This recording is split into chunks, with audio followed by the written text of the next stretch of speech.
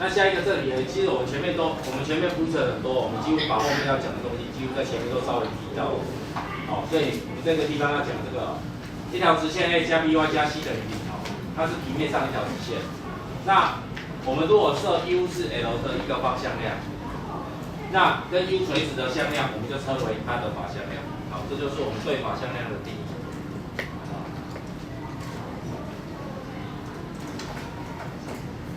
那法向量的话，我们通常都会定下一个代号，叫做 N 向量。那 N 向量它为什么叫法向量？因为法向量就是垂直你的线，那个方向会垂直你的线。那垂直这件事情呢，直角这件事情，在我们数学里面有一个专有名称叫做正交，正常的正，交往的交，正交，正常交往，正交。那正交英文叫 normal，OK， 好 ，normal， 管它在喜欢。OK， 所以 no 就这样，好，N向量好。那所以我们就定这个叫法向量好。所以呢，直线的法向量你怎么找呢？其实我们前面已经教过，第一个就是先把直线的方向量找出来。那怎么找直线方向量？2点，那再去利用什么？用凑出垂直的向量就可以了。好，那这个我们就不多讲。好，这个就不讲，我们直接讲系数怎么找。OK， 系数这里怎么找？系数怎么找？直接看 A 跟 B 就好了。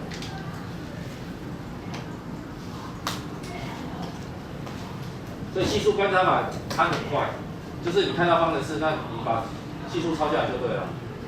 好，我们前面就是告诉你说，我们通过参数式变成方程式的过程，我找到了，对不对？特性嘛。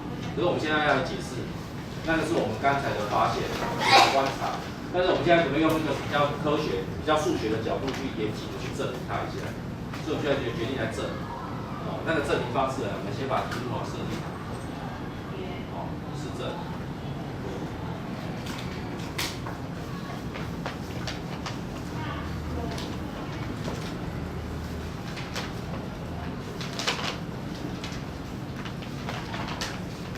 好，我们要证明 ax 加 by 加 c 等于0这条直线的方程式，它的法向量的代号叫做 a 等于。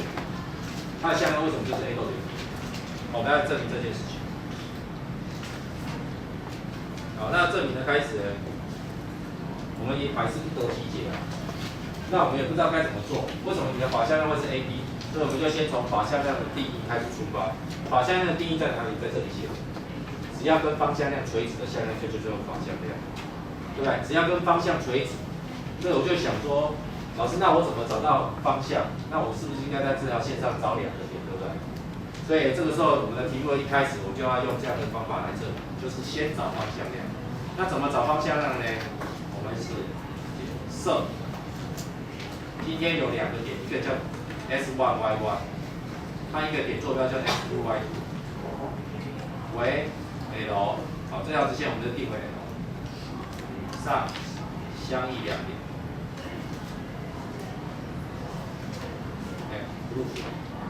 跌幅，好，开始了。所以我们先从假设态出发。那我们来形容一下什么叫相异啊？这个是一个有想到哦，有想到的感觉。相异2点这件事情的定义，我帮你写一下。那个定义叫做 S1 就等于 S2， Y1 就等于 Y2。中间要用什么连接？不完全。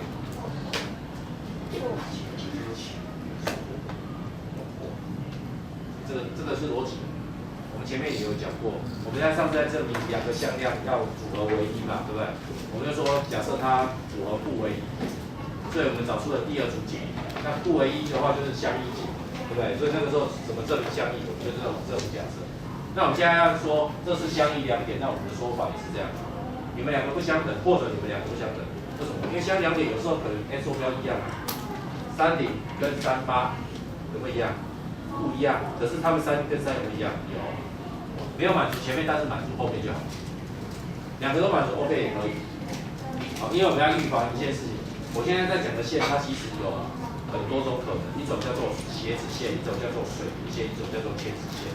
水平线的时候，y 坐标是这样。只要相应的话，其他 X 坐标不一样，前指线是 X 坐标一样，Y 坐标不一样就好。OK 好，那我都设定好，环境都设定好，所以我开始证明。好，可是结果这个时候突然冒出一句，方向要怎么写？方向没啥。方向要怎么写？方向就是用 S1 减掉 S2 啊 ，Y1 减掉 Y2 就好了。好，但是接下来，老师你也太瞎了吧？你说它是它上面的点，就是它上面的点，一点根据都没有，对不对？你假设的好，你假设那我随便假设都可以，对，不行。所以我们的假设要有根据，所以我们要根据什么？你说它是它上面的点，点楼上相应两点，所以它在线上，所以它就要满4，好，这是对不对？所以我要带进去了。所以这个时候你将 L1 那个 X1 Y1 带进去，就会得到 A S1 加 B Y1 加 C 就会等于。那带到 S2 Y2 也要带进去，所以加到 B Y2。好，几号？好，我们要证明你法向量是什么，但是我们确实先找到2个点，因为那2个点可以决定方向量。那你又说，老师那2个点为什么在直线上？你要说啊，所以这样就在说不是直线上的点。然后相应我已经假设好，好，那其实这件事情是要告诉你，这不是理想量，有没有错？因为有了前面这句话，所以我告诉你，它不是理想量。因为离相量要2个相等，你今天是不会2个相等。OK 好，所以这是说有环环相扣，扣好。那你说你是它线上的点，那我说对啊，线上的点就会满足这个啊。好，那接下来就是要有聪明的想法，因为你要把定义拿进来。定义告诉你说，你想要看到法向量就是一个跟方向垂直的向量，那你要看到它，可是现在你分开写了、啊，看不到相减啊，所以为了看到相减的感觉，所以你就会把上面这个式子，我们有时候会称它叫第一式，这个叫第二式，你会执行第一式跟第二式怎么样相减？因为现在写的蓝色式子都没有什么例外，不是你假设，所以你就要符合它。那你现在把第一式跟第二式相减也是 OK 的，可以做。所以做下去之后，你就会看到 AS1 减掉 AS5 就会产生 A 倍的 S1。BY1 减掉 BY2 就会看到所谓的 B 倍的 Y1 减 Y2。然后剩下的东西C减C消掉，0减0开始，所以你就看到这个东西。好，到这边可以接受。我们这里快要进入尾声，因为总算你想看到的向量、方向量出现，但是它的出现呢，不是以向量的符号出现，它以一个方程式的符号出现。那你就会想说，我要看到方向量，你现在写成式子，那我哪看得到向量？对，所以有人开始说，我可以把它看成内积嘛，所以我会开始执行还原的动作。好，所以我现在讲哦，你可以把它看成这个动作。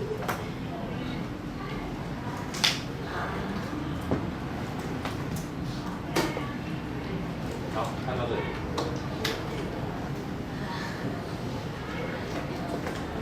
这样可以吗？所以我现在讲哦，因为刚才上一节我在简班讲的时候，他们下课有同学说，老师为什么你会想到这样？我想一想，对，为什么我想到因为我太聪明？对，讲太快，所以没有解释给你听为什么，所以我决定这一个地方就要解释给你。我为什么要想到它？因为我一直在想它。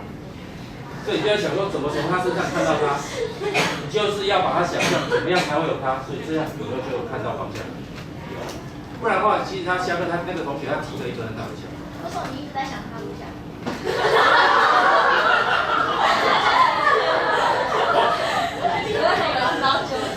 这个时候，电脑快要宕机了，因为他讲了这件事情。那个同学他说，老师，我看着他。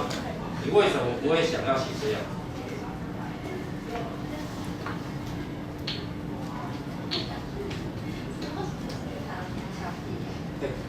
对，我觉得他想这样子很好，为什么？他写这样子，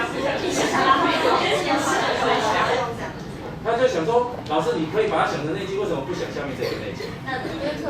很好，他好，但是他没有发展性，他长不大，就想那个。想错了，就想不大、啊、，OK， 懂吗？就是没有发展性嘛，对不对？懂了，所以为什么不想它，对不对？因为这样子想的话就太低了，对不对？好坏啊，太坏了，不能这样哦。OK， 可是呢，他讲的这件事情是好的，为什么？对啊，为什么大家看到这个写出来，大家在照他？你明明这件事情是可以想这件事情，你当然也可以想它没有错，只是想到这件事情没有什么根据嘛，对，所以数学这种路啊，我说过想数学这件事情就像是走迷宫啊，不是不能走，是走到那边你就看不到路啊，你看不到路你就会说反正没关系，虽然它是对，但是它对我没帮助，不要 ，OK 可以吗？所以我想到它的好处是什么？因为你刚才不是才定义过了吗？你不是定义这件事情，你说它就是方向量，现在有没有出现？所以你就得到这个该想到的答案。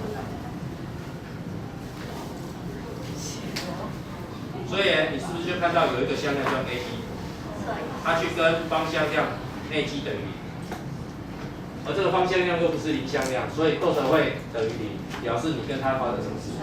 垂直。那照你题目的定义，垂直 B 的向量，垂直方向的向量，我们就称它就是方向量。因为你题目的要求，这里写，只要跟你直线 U 是你的方向量，只要跟你直线方向量垂直的就叫做 N。那 OK 啊，我现在垂直啊，所以你就叫做 N。OK， 接受。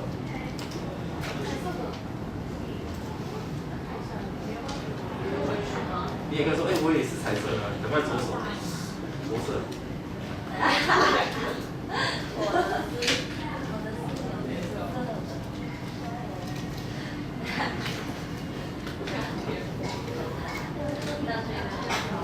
好，这个证明已经证完了。好，所以我们就从这个证明呢，我们就得到最后的结论，就是当你看到它，你的跑向量就可以这样子写。跑向量看到是不是就可以点进去？这样目的没有 ？OK。这里会考吗？说得好，你觉得它很难吗？会哦，你只是想你看得懂啊，对不对？看得懂就好了。写出来，这么聪明的写法，当然是我写就好了。我想不出来哟。还会吧？那我刚才不是说可能会考这个？哇，我会考这个，不确定。好，这样可以吗？好累啊。这个好啊？啊？是哦。知道了，明白。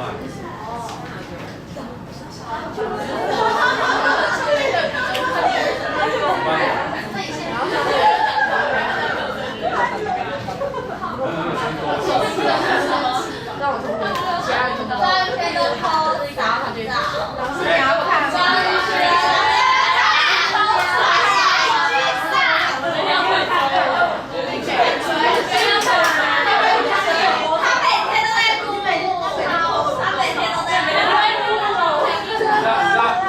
你知道我现在还在录吗？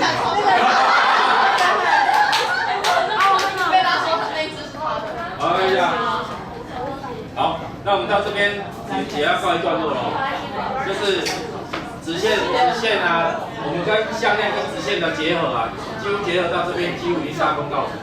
你直线里面什么东西可以用向量来形容？向量怎么帮助你把直线写出来？多了一个叫做看注释的方法。我好干哦。早上学的。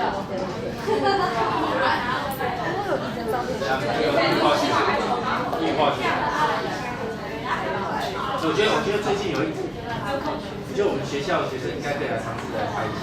那个不是最近不是有一个影片吗？就是那个好几个女生，后来就是一个阿卡贝拉，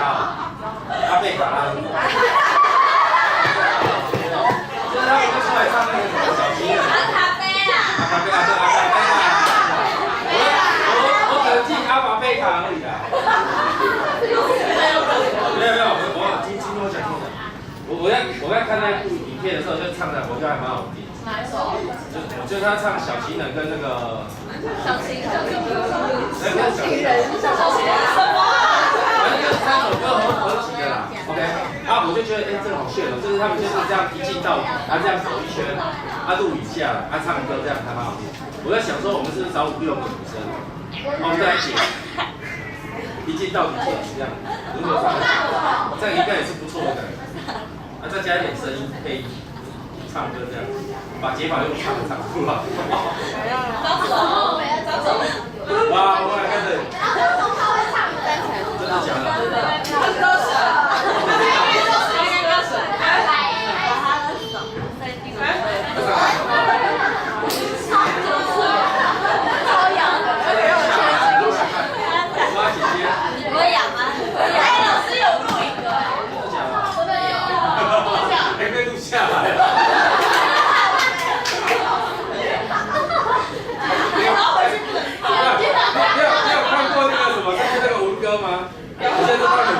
帮你3、2、1，套。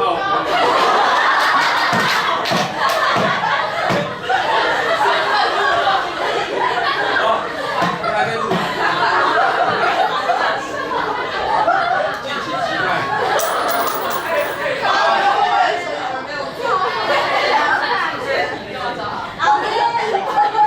怎样？那你那个方法的系数，不需要吗？就这样。对啊，前面方向导推法就是前面教的啊。等一下哦。前面刚刚。好好用啊。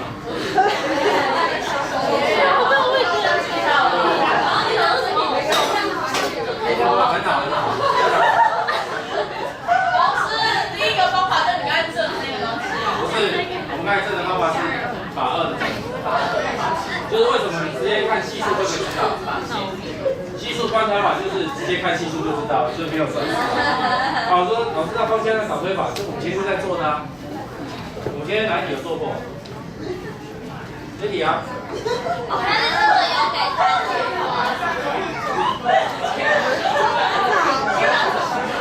可以啊。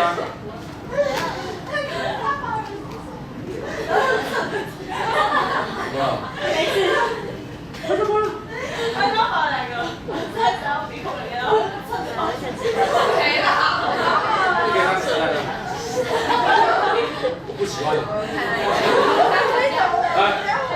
我们这里不是要讲吗？你用2个点找到方向量，它是用导推去写出方向量，这就是导推法。这种导推法就是直接观察系数。OK。你有发现法器长不一样？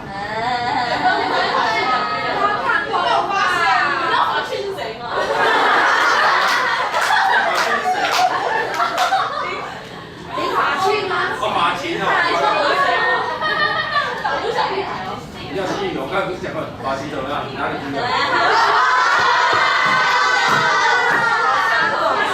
长头发啊？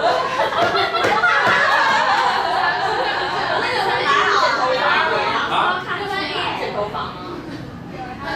对，他剪短。它变短。他长高，是他长高，剩头发变短。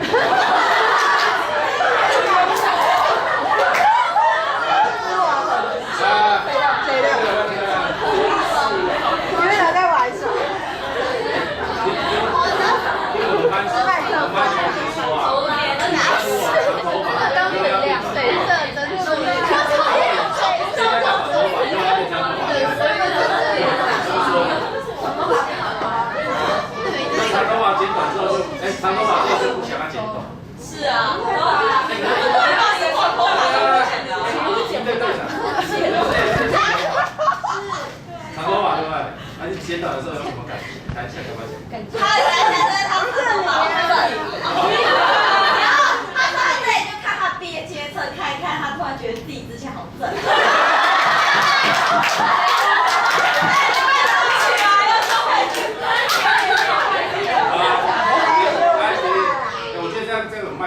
以后那个1对不是有出一本那个1对的时候10年对，我们以后出一本叫不为人知的1对。教宗。对的，对的。教宗。你看这边要讲好多东西，上不了。然后看这里，好看这里哦，这是重点。来看这个。所以我们学了这些向量跟直线的关系的转换目的是要干嘛？所以我们现在讲一个方向给大家。这个方向就是说，我们直线跟直线的时候，有时候会看到它有夹角，那我们就会很好奇它的夹角是几度。那这个时候我们就会想在向量的世界里面找夹角，就会用内积嘛，对不对？如果在几何里面要找夹角的话，哇，那整个就鱼玄定。怎么找？如果今天我想一下这个题目给大家听一下如果你今天想要找这个西塔，很简单，先把焦点找出来 ，L1 再找一个点 ，L2 再找一个点，把这3个点连起来，个别找出它的边长。你想找西塔太好了，去旁边做什么？鱼旋定。你会觉得很疯了吧？对不对？都长那么大还用鱼旋，对不对？还是会用，还是会用。所以这件事情呢，我们就觉得哇，天哪，这样太复杂。所以我们就想说既然向量跟线都可以结合在一起线里面都藏有向量，那我们可不可以去抽？小朋友，你要想要急着回家了，在收东西了。小朋友被录进去了。我要有那种小哔哔。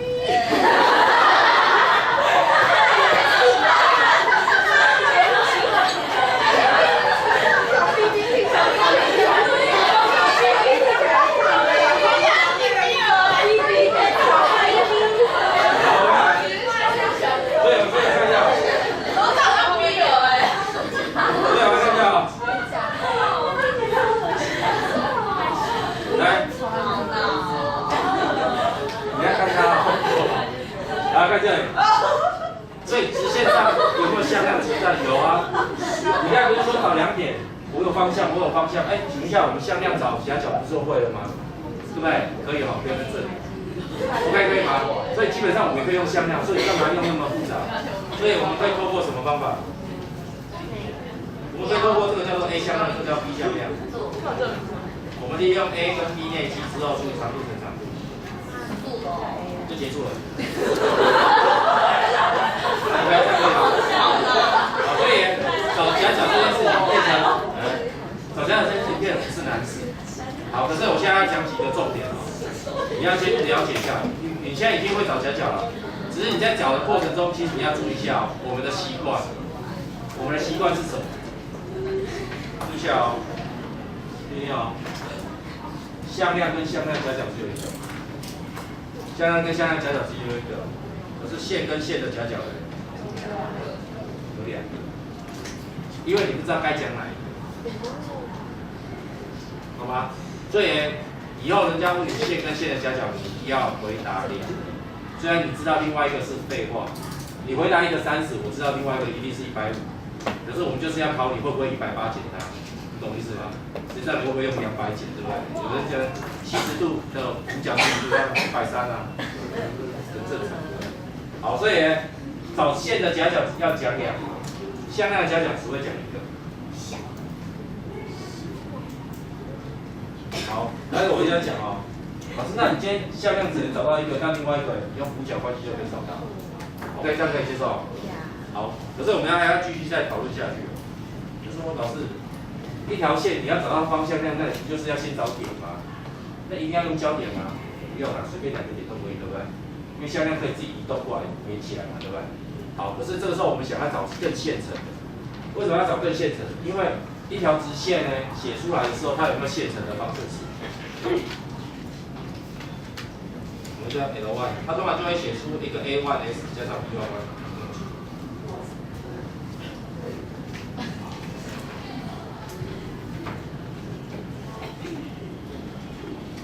第2条直线呢 ，L2 呢，就是 A2S。这2条直线，那你看这2条直线呢，你会看到的向量会是方向量吗？应该不会的。你会看到比较快速的方向，那个向量应该是这条线的什么量？法向。所以你会比较快看到的是它的法向量。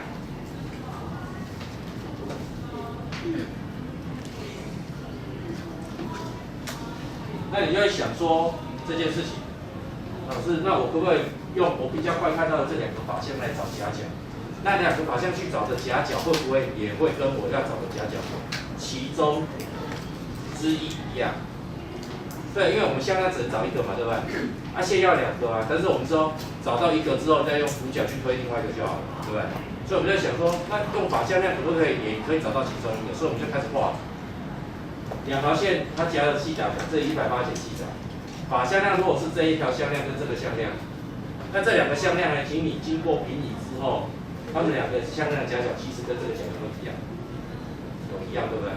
好，可是我这里有笔误，我这边太早写出来。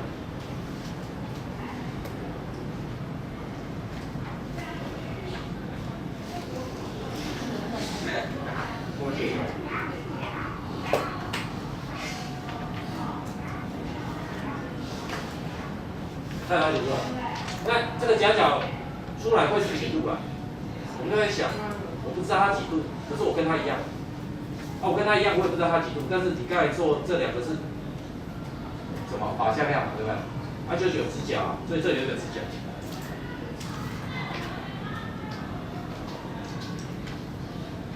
这里有一个直角，所以这里有2个直角。那这个角跟它一样，那它们2个又是直角，所以这个四边形应该是内角为几度啊？360。那360减掉2个90，那就剩180。我们2个怎么了？互补啊。你们2个也互补啊。所以你加它180，我加它也180，所以你们2个怎么样？相等的，所以间接证明了这个西塔，这个西塔，它西塔，那你也西塔，你西塔上面会不会西塔？对啊。差点哇，这样懂吗？所以我们间接得到了一个 sense， 就是你可以用方向量来找其中一个角对，这个是最直观的。可是用法向量好像也不赖，对不对？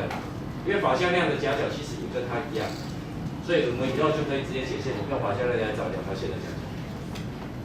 好，但是只能找到2条直线夹角5次，所以我下面先写一下，利用向量练习找 n1 n2的夹角的公式是可得 L1 L2 夹角。这句话很重要。好，这样看懂吗？那之2在哪里？自己找啊，180减一下就好了。这样没有？好，所以我现在讲一个观念题哦，多选题会问你是非对错，你可以听一下这句话对还是错。若 L1 L2 夹角西塔角，那么 N1 其法向量 N1 N2 的夹角也为西塔，对还是错？L1 L2 的夹角是西塔，那么 N1 它们2个直线的法向量 N1 和 N2 夹角也会是西塔，不一定啊，因为谁知道你今天在跟我讲 L1 L2 的夹角是这个还是这个？啊，你法向量的夹角一定不一定是其中2个中间的一个，可是我不知道有没有跟是对到，你懂吗？所以这个时候不知道。那如果我今天改成，如果 N1 N2 的夹角为西塔，则 它 L1 和 L2 的夹角为西塔跟180减西塔，对不对？没错了嘛，对不对？因为你可以从法向量找到一个，那另外一个呢，就180减它就出来，这样可以哦。好，所以我们可以写下一题，这有个小话题看。第一次还看不懂。好笨哦，没关系，这种毒舌不是很懂这种。这种肌肉小布，因为成员特别好抢。发型不要伤心，没关系。好久成功了。在这一集。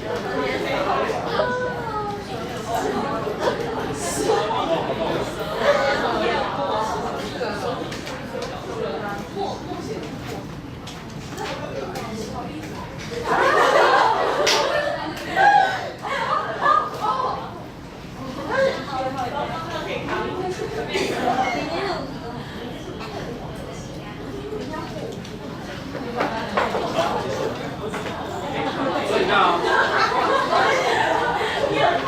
利用2个法向量就可以找夹角，只是你要记得找出来的夹角并不是直线全部的夹角，因为有2个。那只是我现在看到口袋西亚等于刚刚分析，你要知道答案多少？当然知道了。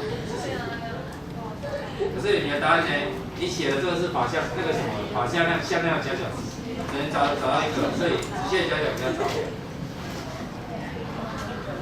可以找到，这样可以吧？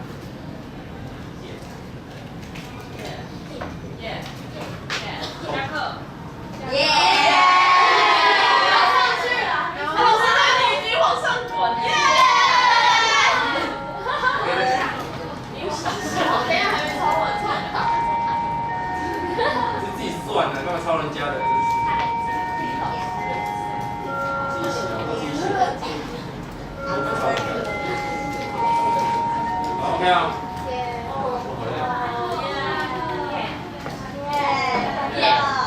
好，就这样，明天继续哦，下课。关于这一题，他说有一条直线通过 A 点，好，这个先不看，好，但是它跟直线夹的锐夹角是45度，所以我跟那一条线夹45度，哦，我要求我的线是长这样，所以我要问我的线长怎样，所以我要问 L 度长怎样。那 L 度长怎样？我们当然知道说它通过一个点啊 ，L， 这个是 L 啦，有这样子。那这个 L 呢？你通过这个点，但是通过那个点的线有无限多条，可是一个这条线夹45度角的有几条？来想一下，有几条？好，所以我们要估测的哦。这个斜率大概是负2，正2嘛，对不对？好，所以这里有1。那1、2呢，在它的点的左边还是右边？帮我估计一下。对，那不是很重要，但是我们还是估计一下。1、2带进去，用线性规划的方式去思考。1、2带进去，这是2减1，1减2减2等于0，0加1等于1，1等于1怎么样？大于0，所以它在这条线的左侧还是右侧？右侧，好不好？好，我只是示意图给大家看一下。好，那请问一下，那要夹45度角，45度角大概长这样，大概这样，这样是45度。好，这样45度的，所以这样45度角的线，跟它夹45度的线有了。好，可是问题好像要通过这条点，所以我的线就要慢慢的往上拿。就画出了第一条，这画出一条，这里画45度，有吗？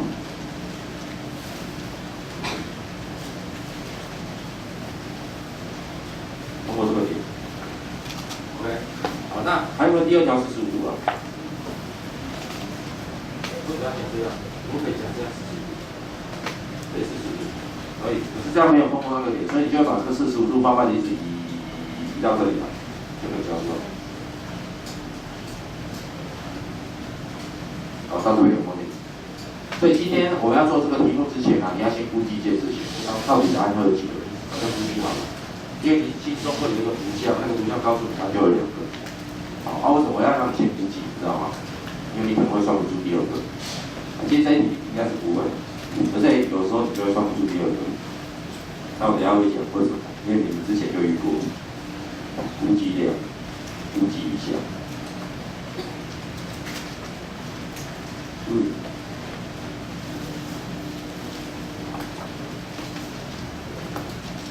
估计量的答案数大概会有几个 ？OK， 好，所以答案我们等一下应该要找到2个可能，好，那这个可能跟这个可能，那我开始这样想看看它怎么整。好，想一下哦，因为这个题目不是我重新打出来的题目，我是照第2章的课本里面，或者第2章的讲义里面，我把它复制贴上来就好。因为我们在第2章早就解过这一题。第2章怎么？老师第2章怎么解这一题？对，我们用斜率，因为我们那个时候啊，我们在说锐夹角45度，其实那个时候我们对于线跟线的夹角是很弱。可是我们很会找线跟 S 轴正向的夹角，你很会找一条直线跟 S 轴正向的夹角，因为你知道你跟 S 轴正向的夹角的偏距值就刚好是谁？斜率。所以那个时候你很会找这件事情，所以呢，那个时候我们会默默的做这个方法，我会把它写下来。那个时候你会写了一个这个感觉，你会有这种 sense， 就是讲对，这里写一个 S。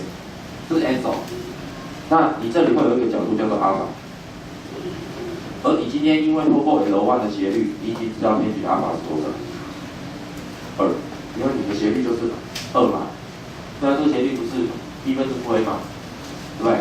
好，斜率是2咯，好，那斜率是2，那就代表这个偏距值阿法是2。那老师，那你要红色这条直线是要跟它加45度，想象一下红色这条直线默默的往下移动，在这里。有没有把这个45度往下弄45度？也就是说，红色这条线如果拉到这里来看，它跟 S 轴正向会加几度？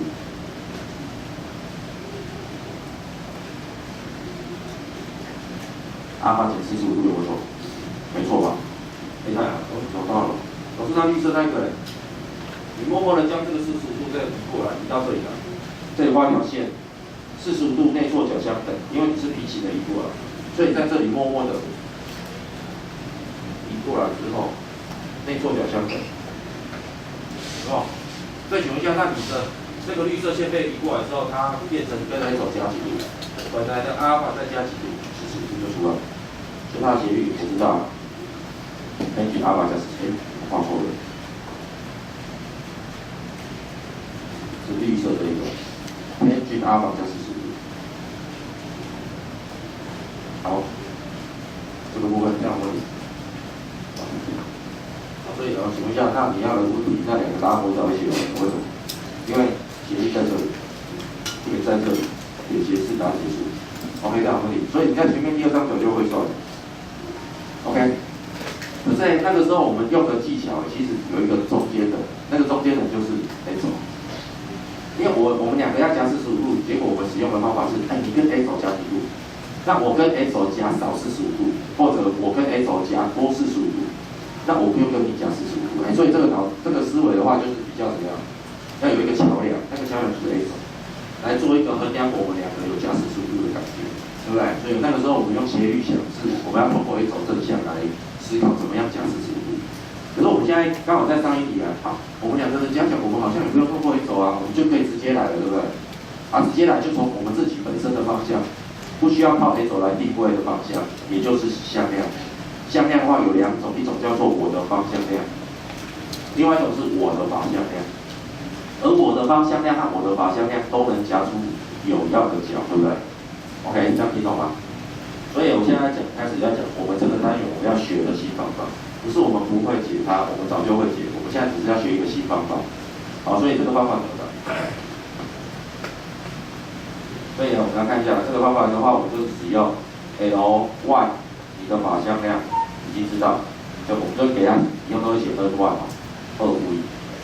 那你 L 这一条直线呢，我想要找到你，那我们等一下要利用你们两个要加45度，好，线要加45度，法向量也会加45度或135度。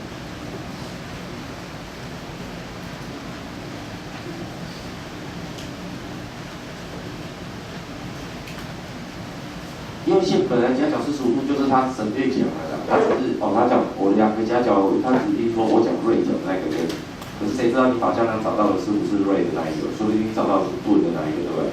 但没关系，所以我们两个都可以思考看看。好，那到这边之后呢，老师，那接下来N2呢，它该怎么假设？我刚才讲过说，那你不知道你的法向量是什么，因为找不到任何线索，所以通常来讲，我们可以假设 A 都等于 B。可是我说这样假设太浪费了，为什么？因为我举个例子，你 A 逗点 B， 如果你找出来不是叫做3逗点4好了，好不好？比如像我讲1逗点4/3有错嘛？因为你只是要那个项嘛，对不对？你如果找出来7逗点2，我讲1逗点7/2有没有问题？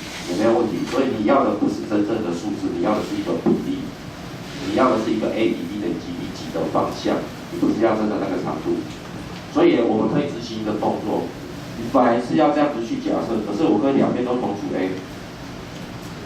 最后让我感觉前面这里可以写 B， 那后面那里呢，你就干脆用什么 A 不是 B， 这太浪费两个未知数。既然它们两个连在一起，就当成一个未知数，好，我就1逗点 A， 好不好？那个耶，好，这个地方，你再让我来解释。好，这个地方很重要，因为这个地方的假设目的很简单。我不想要那么多未知数，造成我等一下计算上的负担，所以我让未知数降到最低。这件事情你在国中就有在做了。你国中在这假设一条直线方程式的时候，你的假设方式是什么 ？y 等于 ax 加 b。可是你明明知道直线方程式的假设，我们称二元一次是应该叫 ax 加 by 加 c 等于0，对不对？本来是有3个 a、b、c 啊，可是为什么你在假设直线的时候，你只要假设 y 等于 x？ 因为你就觉得说，反正 y 的系数之一，大家成比例下降就好了嘛。所以你那个时候是不是为了省未知数，就吓死我！你看，你在帮他用头发还是帮他挖耳朵啊？吓死我了！他昨天他把他手插进我耳朵然后那边用，他还说你不会痒吗？听到我吗？听到我。这两个有点像后肢之间才会做的动作。你等下会不会抓他身上的那个严格颗粒让你看一次？慢慢要。好，看一下。所以呢，我讲到这边我们等下再继续回到这边这里有一个瑕疵。那这个瑕疵的相互也就像我们假设 y 等于 x 加 b 来代表直线其实是有瑕疵的，那个瑕疵叫做切直线嘛，对不对？切直线不能这样假设啊。好，所以我们这个东西也有瑕疵。好，但是在我们这个瑕疵是因为我想要省事一点，你不想省事也可以。好，但是我们现在先写到这里。好，请问一下，他是不是要继续执行这件事情？所以两个向量能假设这个角度啊，向量跟向量之间只要扯到角度的事情的话，我们完全都付诸在哪里？付诸内积来表现。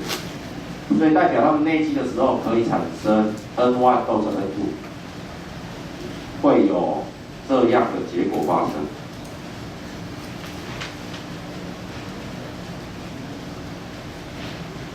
一个角度就在这里来大形成手，一个叫做45度，一个叫做135度。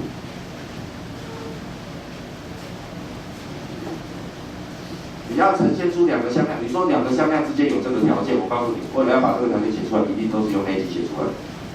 OK， 因为向量跟向量加起来就是用内积的定义去呈现出来嘛，对不对？好，所以接下来我们的列式就开始了，列式了。所以这个式子不难列啊，因为 n1、n2 你都有假设好的东西啊，所以一内积的话就是2负1跟1k， 内积就得到2k， 等于长度乘长度乘 cos。好，但是我们省时间，我把长度都除过来，所以长度分别是5跟根号1加 k。最后照你讲的会等于 cos 45或 cos 130，它们基本上是相反数。好，第二个就长这样。好，到这边有问题。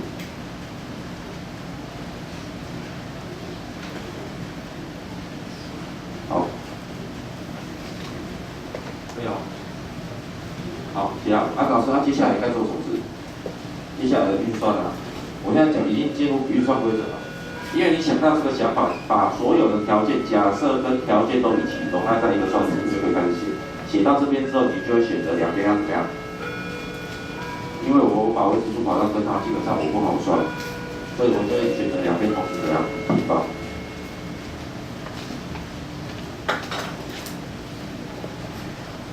好，那这个平方的动作之后呢，我就写快一点，4减4k 加 k。这里平方之后这里是1/2，所以它会乘以2。这个东西丢过去会等于1倍的括号 k 加1。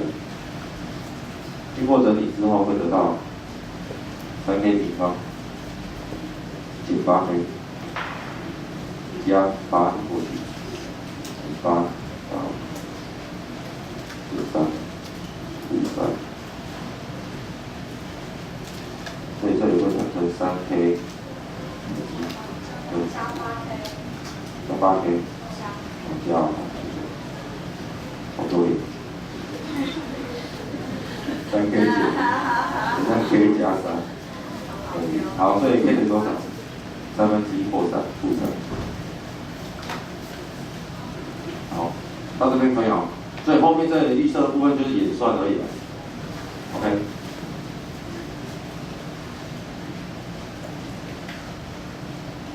好，到这边可以哦。好，那2件事情要检讨。第一件事情，刚才老师你的瑕疵在哪里？我告诉你，算完之后我觉得它有瑕疵。OK， 啊，还在算的时候，我一直在警戒着它有瑕疵。所以我现在在讲，你本来写计算需要有警戒嘛，因为你这个假设是有瑕疵，所以你在算的过程中一直不断的要回顾它有瑕疵。好，但是最后答案算完之后，你会确定它没有瑕疵，但是什么原因？好，在第二个，你中间的过程中有一个动作是有问题的，这个动作叫做平方。好，我们一直都在强调一件事情，你任何运算里面你都自己要小心，你每一个运算过程，哦，那要有根据的。好，所以我们在前面已经训练大家很多种观察的方向。好，那其中有一个就是平白无故，为什么你可以把方程式给乱平方？对不对？方程式你给我乱平方，就会造成一种现象，叫做什么？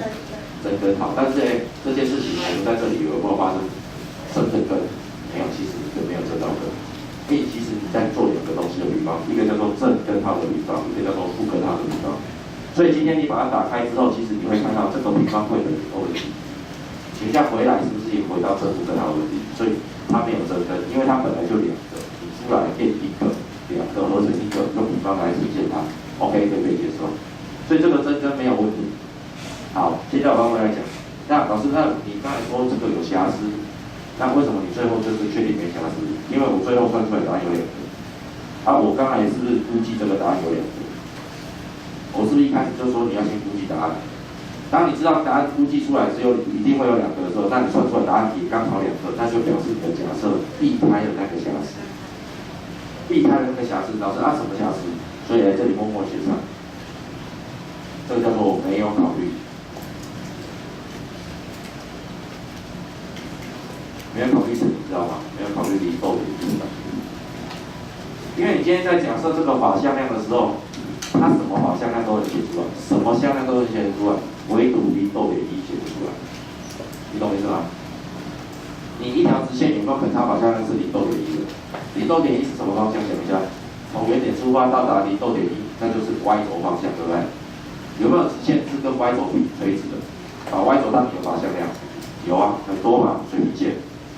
你这个假设的法向量是没有水平线的，也就是说你跟定法平行线不要。可是平行线要不要，我哪知道？今天我画这个图的时候，我画出来红色的线都差点快要像平行线，对不对？所以你没有办法马上知道说平行线要不要，但是你又不想浪费时间先去检查平行线，所以你可以拖过谁来做最后检定答案的样子。答案有2个，那太好了，那我就算出2个了，那我就相信我没有少算的。没有少算就表示平行线不会是答案。老师，那如果我算到最后老师出现重根，好了，我告诉你不会重根，没有重根这件事情。你算到最后只有一个解。老师为什么连2次式会算到只有一个解？很简单，因为你叫它相乘之后，你的 k 平方的系数刚好怎么样？抵消，最后变成1次式。变成1次式的解不叫做重根，那就是一个根。你为什么会只剩下一个根？那是因为你的假设只能算到一个根。另外一个不是用这样假设的，另外一个要这样子假设。所以我们要先告诉你说，这一题没有踩到那个问题，但是不代表你以后不会遇到它。好，那你要怎么样才能保证不遇到它？你这里的假设要是 A 等于 B 就不会遇到。你保留弹性，让 A 等于0的机会。我现在的假设是让 A 不会等于0，因为我做了一个不是很不好，就是做了一个为了节省时间的动作，叫做除以 A。既然做了除以一个不知道是什么数的数，就有一个风险，就是它是什么0的机会，所以就是这个风险就要把它掌控住哦。所以我要讲这个流程为了省时间，所以我讲这个。可是你要知道省时间造成的风险就是不忘了这个。所以你算完之后要去思考你的答案数是不是符合你的要求。如果符合你的要求，你没有少考虑。为什么呢？因为它绝对不会是，如果它是，那不就只3个可能，你又画不出3个可能。好，那如果算出来只有一个，那你不用太担心，马上就补上这一个就好。你就在这里写，如果只算出一个，就写你答案有2个，所以少考虑0逗点1，直接这样算，这样就好了。这样懂吗？好，那我要做结尾了。好，所以这个计算过程已经讲完了。好，老师，那你现在得到什么结论？这2个答案其实是要告诉你什么？原来你要的直线法向量的可能有2种。第一种叫做1逗点3分之一，第二种可能你的法向量叫做1逗点负3，因为你刚才假设它1逗点 k 嘛，那现在法向量让你找到了不是3分之一就是负3，所以分别是这2个。那如果是这2个，那就太好了，因为你的直线方程式就是 s 加3分之一的，另外一个就是 s 减3y。为什么？因为法向量就是你直线方程式的 x 项系数 y 项系数，我就写好了。你只剩一个东西不知道，叫做常数。那常数乘以 a， 点嘛，1、2进来，所以1、2带入，找常数，所以带进去，所以得到多少？5/3啊，对，2/2加1/5，好，这里呢1减掉6等于5，也不是。好，这2条直线就是你要找的直线。好，这都是你要找的内容。OK， 再可以了。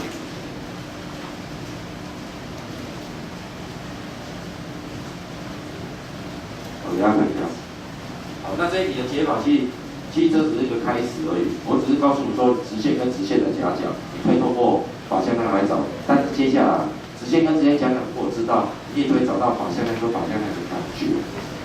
好，感觉。OK。